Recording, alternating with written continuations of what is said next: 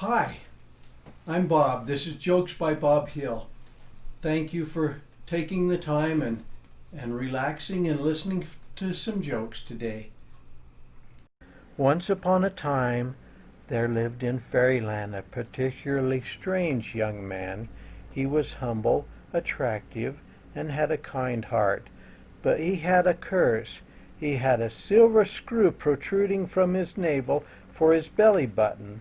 He had had a number of doctors tell him it could not be removed, so he would conceal it with his clothes.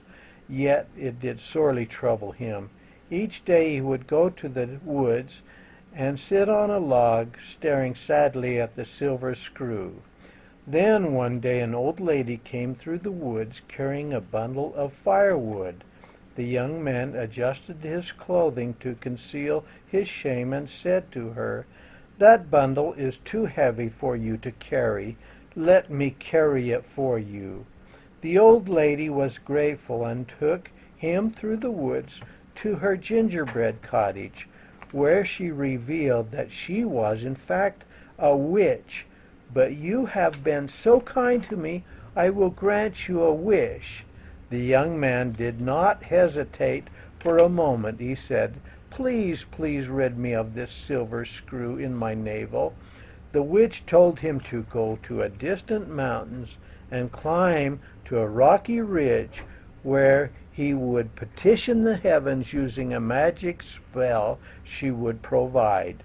The young man followed her instructions and struggled through the thick, dense forest, climbing the mountains, and came to the ridge where he began to raise his voice to the heavens using the witch's magic spell. Suddenly the blue skies vanished and dark clouds appeared.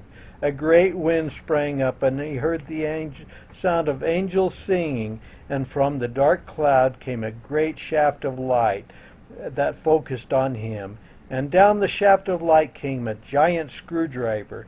As the singing reached its crescendo, the screwdriver reached the silver screw, and fitting in the grooves of the head, the golden screwdriver turned once, twice, then a third time, and retreated up through the shaft of light, disappearing, as did the dark, boiling clouds and the celestial chorus. The young man looked down at the screw intensely, touching it with trembling fingers. "Yes, it's loose." He turned it once, twice, and a third time, and his butt fell off. A New York lawyer arrived at the pearly gates. St. Peter asked him, "What have you done to merit entering into heaven?" The lawyer thought for a moment, then said, "A week ago I gave a quarter to a homeless person on the street." St. Peter looked at Gabriel to check out this in the record. And after a moment, Gabriel affirmed that that was true. St. Peter said, "Well, that's fine, but that's really not enough to enter into heaven." The lawyer said, Wait, and he paused for a minute, and he says, there's more. 3 years ago, I gave a quarter to a homeless person." St. Peter nodded, and Gabriel looked at the records and found that was true. St. Peter then whispered to Gabriel, "Well, what do you suggest we do with this fellow?" Gabriel said, "Give the lawyer." St. Peter gave the lawyer a glance and said to St. Peter, "Let's give his 50 cents back and send him to hell." After Ben got married, he was invited for a night on the town with the boys, and he told his new wife, "Hey, I will be home by midnight, I promise." Well, hours passed, and the beer flowed way too easy, and around 2 a.m., drunk as a skunk, Ben headed home. Just as he got through the door, the cuckoo clock started up in the hall. "Cuckoo, cuckoo, cuckoo," 3 times. Quickly, Ben realized that his new bride was probably awake, so Ben quickly cuckooed 9 more times. so proud of himself for having been so quick and for having a quick and witty solution, and possibly even a conflict while he was so drunk. The next morning, his wife, his new bride, asked him what time he got in. He answered her, "Oh, I was in by 12 o'clock." She didn't seem disturbed at all. He thought, "Woo, I got away with one there." She then told him they needed a new cuckoo clock. When Ben asked why, she says, "Well, it cuckooed 3 times, said, 'Oh, damn.' Cuckooed 4 more times, cleared its throat, cuckooed 3 times, giggled, cuckooed twice, and then it farted." A man returns from home from the doctor and tells his wife that the doctor gave him 24 hours to live. Given his prognosis, the man asks his wife for sex.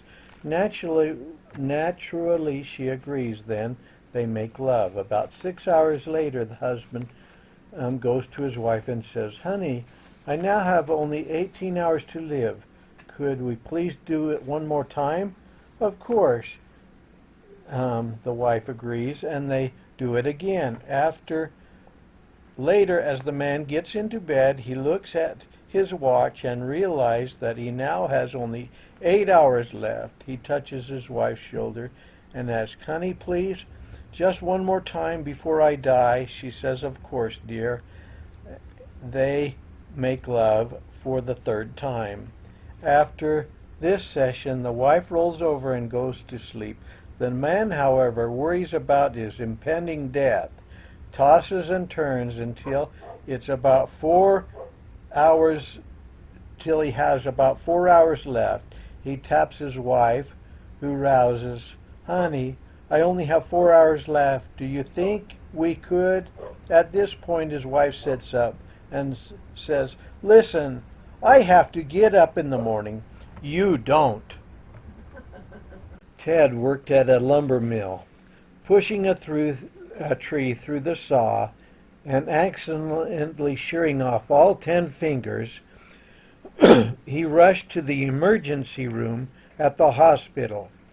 The ER doctor says, "Wow, that's pretty bad. Don't worry, give me the fingers and we'll see what we can do." Ted says, "I haven't got the fingers." The doctor says, "What do you mean you haven't got the fingers? This is a modern hospital. We've got highly trained microsurgeons and all kinds of incredible technology.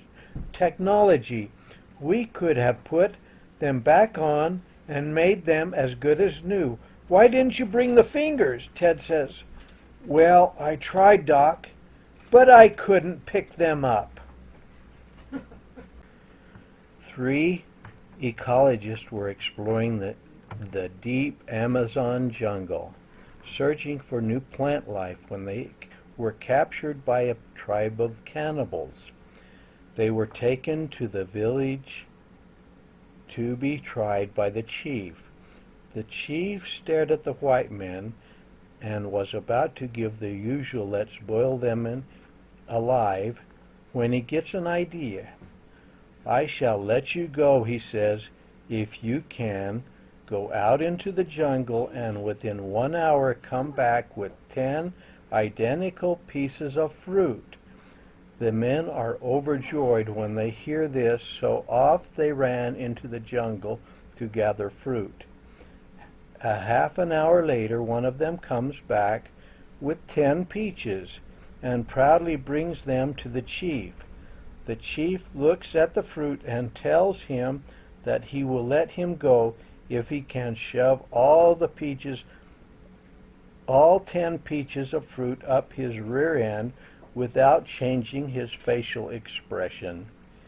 He notices all the serious faces of the tribesmen, so he starts shoving one up there, but with the peach halfway in, he lets out an agonizing screech of pain. The chief promptly orders him to be killed. 10 minutes later, the second guy comes back and sees his friend lying dead in the dirt. The tribesmen grab him and tell him to open his hands for the chief. In his hands he holds 10 identical berries. When the chief gives him the same order, he is visibly relieved and quickly begins to shove the fruit up his rear end. 1, 2, 3, 4, 5, 6, 7, 8, 9, and suddenly the guy bursts out laughing. Not amused, the chief once again gives the order to kill the guy. Now the two are dead. Now the two dead guys are up in heaven discussing what had happened to them. You only had one berry to shove up and you were home free. Why did you start laughing? I couldn't help it. I lost it when Fred was coming down the path with 10 pineapples. I think regular people, other than economists, when they were let go, they would have hightailed it out of there. But that's just my opinion.